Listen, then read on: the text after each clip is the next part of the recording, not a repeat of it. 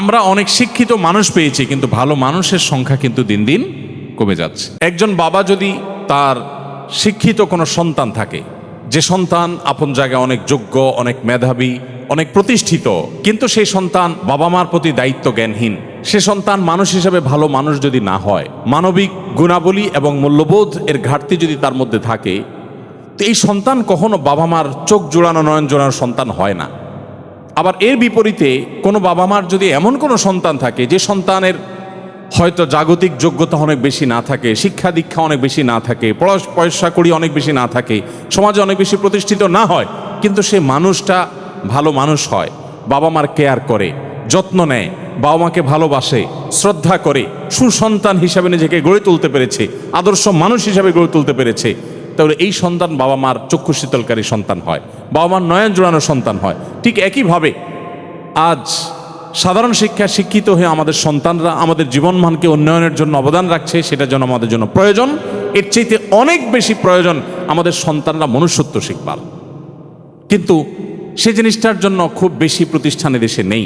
ওলামা একরাম এবং দিনী শিক্ষা প্রতিষ্ঠানগুলো সে কাজটা নির্লসভাবে করে যাচ্ছে, এবং এটুকুন কাজ যদি এদেশে টিকে না থাকতো তো আজ এই সমাজ হয়তো বসবাসের উপযুক্ত থাকতো না। এখনো আমরা জানি দেশে যত শিক্ষিত মানুষ হয়েছে গত 2 দশক, 3 দশক, 4 দশক, 5 দশক আগে, অর্থাৎ যত পেছনে যাব আমরা, সেই সময়ের তুলনায় এখন আমাদের দেশে সাধারণ শিক্ষিত মানুষ, ডাক্তার, ইঞ্জিনিয়ারের সংখ্যা পরিমাণে কম না বেশি? আগের তুলনায় এখন সাধারণ শিক্ষিত মানুষের সংখ্যা কি কম না বেশি? বেশি। কিন্তু সেই সাথে নীতিবান, আদর্শবান, মুত্তাকি, আল্লাহভীরু ভালো মানুষের সংখ্যা বাড়ছে না কমেছে? তাহলে পরিষ্কার হয়ে গেল যে আমরা অনেক শিক্ষিত মানুষ পেয়েছি, কিন্তু ভালো মানুষের সংখ্যা কিন্তু দিন দিন কমে যাচ্ছে। আপনার সন্তানকে ভালো মানুষ হিসাবে গড়ে তুলবার টার্গেট করতে হবে। সে স্কুলে পড়ুক কিংবা মাদ্রাসায় পড়ুক, আপনার টার্গেট হতে হবে, লক্ষ্য হতে হবে যে আমার সন্তানকে আমি মানুষের মতো মানুষ হিসাবে গড়ে তুলব। সে সৎ মানুষ হবে, আর কিছু হোক বা না হোক। সে ডাক্তার ইঞ্জিনিয়ার হতে পারুক বা না পারুক, সে বিসিএস ক্যাডার হতে পারুক বা না পারুক, সে সেনাবাহিনীতে ভালো কোনো অফিসার র্যাঙ্কে চান্স পাক বা না পাক, সে ভালো পরিচিত পপুলার কোনো আলেম বা তুখুড় কোনো হাফেজ হতে পারুক বা না পারুক, সে যেন ভালো মানুষ হয়, সে যেন মুত্তাকি হয়, সে যেন পরহেজগার হয়। আমি আমার সন্তানদেরকে সবসময় বলি, তোমাদের পরীক্ষার ফলাফল ভালো হোক সেটা আমি চাই, কিন্তু এর চাইতে অনেক বেশি চাই তোমার নামাজটা দেখে যেন আমার নয়ন জোড়ায়, তোমার আচরণটা দেখে যেন আমার দিলটা প্রশান্ত হয়। এটুকু যদি তুমি আমাকে দিতে পারো, তোমার ফলাফল যদি খারাপও হয়, আমার কোনো টেনশন নাই, কোনো দুঃখ নাই, তার জন্য আমার কোনো আফসোস নাই, তোমাকে আমি কিচ্ছু বলবো না। সম্মানিত উপস্থিতি, বেশিরভাগ বাবা মা তারা চান তাদের সন্তান যেন দুধে ভাতে থাকুক। এটা কথায় আছে না, আমার সন্তান যেন থাকে দুধে ভাতে। আপনার সন্তান দুধে ভাতে থাকুক, ভালো উপার্জন করুক, তার ভালো কেরিয়ার করুক, এটা আপনি চান, এটা চাওয়াটা দোষের না। কিন্তু এর চাইতে বড় চাওয়া উচিত আমার সন্তানটা যেন সৎ হয়, ভালো মানুষ হয়। কয়জন বাবা, কয়জন অভিভাবক আপনি এই সমাজে দেখাতে পারবেন যেই অভিভাবক তার সন্তানকে বলে, বাবা তুমি অনেক বড় শিক্ষিত হতে পারো আর না পারো, তুমি সৎ মানুষ হবে? বরং উল্টা আমাদের সমাজে দেখি সন্তানের জন্মের তারিখটা বেশিরভাগ বাবা মা ভুল লেখেন, ইচ্ছাকৃত ভুল না, মিথ্যা লেখেন। কেন?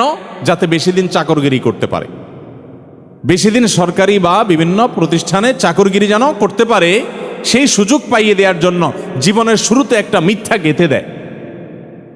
অনেক বাবা মা আছেন যারা বিভিন্ন স্কুলে তাদের সন্তানরা যে পড়াশোনা করে তাদের জন্য নকল কিনে এনে সন্তানদেরকে সার্ভ করে দেন, সাপ্লাই করে দেন। এরকম বাবা মা আছে না? নাই এই সমাজে? আছে না? শুধু ভরে আছে। অর্থাৎ বাবা মার হাবভাব দ্বারা তারা বোঝাতে চান যে দেখো, আমি নিজে তো টাকার মেশিন, সারাদিন পয়সা ছাড়া আর কিছু চিনি না, অতএব আমার ঘরে জন্ম হয়েছে তোমাকেও টাকার মেশিন হতে হবে বাবা। দিন শেষে বাপ সন্তান সবাই মিলে আমরা টাকার মেশিন হয়ে যাব, দুনিয়া দুনিয়া মানি ছাড়ার কিছু বুঝি না। সম্মানিত উপস্থিতি, আজ শিক্ষিত সন্তান নিয়ে বাবা মা যতটা সুখে আছেন, এই সমাজে এত শিক্ষিত সন্তান না থাকলেও বাবা মারা অনেক বেশি সুখী ছিলেন, সন্তানরা অনেক বেশি সুখী ছিলেন একটা সময়।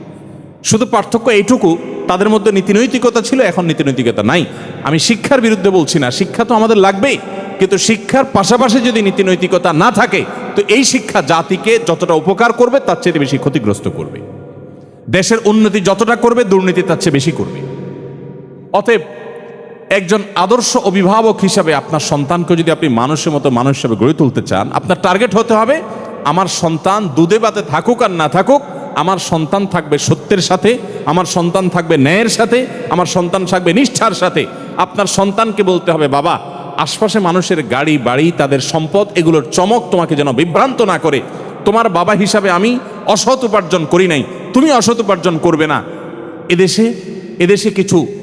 এদেশে কিছু আদর্শবান মানুষের বড় বেশি প্রয়োজন। বড় দুর্ভিক্ষ চলছে প্রতিটা টেবিলে, প্রতিটা অফিসে, প্রতিটা প্রতিষ্ঠানে দুর্নীতিবাজদের এমন মহড়া, এমন মহোৎসব আজ সর্বদা চতুর্দিকে এমনভাবে প্রতিষ্ঠিত হয়েছে যে গোটা জাতি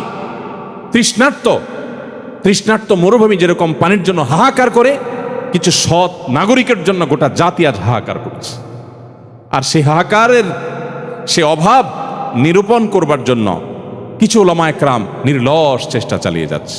সময়ত অভিভাবকবৃন্দ, আপনার সন্তানকে ছোটবেলা থেকে শিখাবেন, বাবা আশেপাশে মানুষের অবৈধ উপার্জনের যে এটা দেখে তুমি বিভ্রান্ত হবে না। মনে রাখবে এই মানুষগুলোর অনেক সম্পদ আছে, পয়সা কড়ি আছে, কিন্তু সে নিজেকে জানে সে একজন আস্ত চোর, সে একজন আস্ত ডাকাত, সে একজন আস্ত দুর্নীতিবাজ, সে একজন আস্ত অসৎ মানুষ, সে একজন খারাপ মানুষ। এই অপরাধবোধের অদৃশ্য দাহন তাকে জ্বালাতে থাকে। অতএব তুমি তার সেটা দেখবে না, তুমি সততার সাথে চলবে। তোমার ভেতর থেকে একটা আওয়াজ তোমার কাছে আসবে যে আলহামদুলিল্লাহ আমি কোনো অসৎ উপায়ে উপার্জন করি নাই। অতএব আমাদের সন্তানদেরকে মানুষের মতো মানুষ হিসেবে গড়ে তোলবার জন্য প্রথম লক্ষ্য হবে যে তারা ভালো মানুষ হোক। আপনার সন্তান পরীক্ষার হলে যাচ্ছে, কয়জন বাবা মা আছেন যে এই কথা বলতে পারেন যে আমার সন্তানকে বলেছি যে বাবা পরীক্ষার হলে গিয়ে কোনো নকল করবে না, অবৈধ উপায়ে তুমি কোনো কিছু আনসার করার চেষ্টা করবে না, খাতায় কিছু লেখার চেষ্টা করবে না, কারোর কাছ থেকে দেখে দেখে লেখার চেষ্টা করবে না, তুমি যা জানো তা লিখবে, তুমি ফলাফল যাই পাও আমরা অ্যাপ্রিসিয়েট করব।